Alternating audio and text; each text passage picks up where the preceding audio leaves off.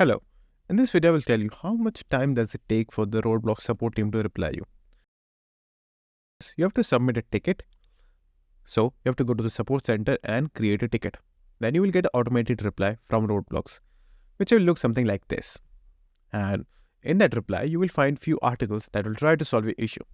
Now you can use the articles to help your issue, but if the articles are not helpful, someone will automatically contact you within 3 to 4 days, or if the waiting queue is very low, you might get the response on the same day as well. As you can see right over here, I've got this automated ticket on September 9th, approximately 4:30.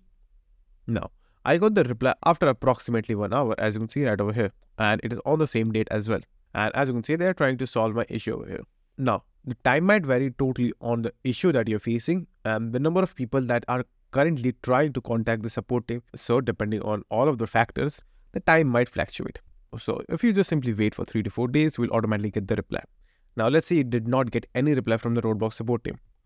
So what you have to do is just simply reply them. So go to the service ticket over here, and right over here you will have the option of reply. So just simply reply them and again write the same information that you wrote in your ticket inside the Roblox support page, as you can see right over here. Or you can just simply write, please help me resolve my issue. And then just simply attach the previous mail over here. And then definitely someone will contact you within 1 to 2 days.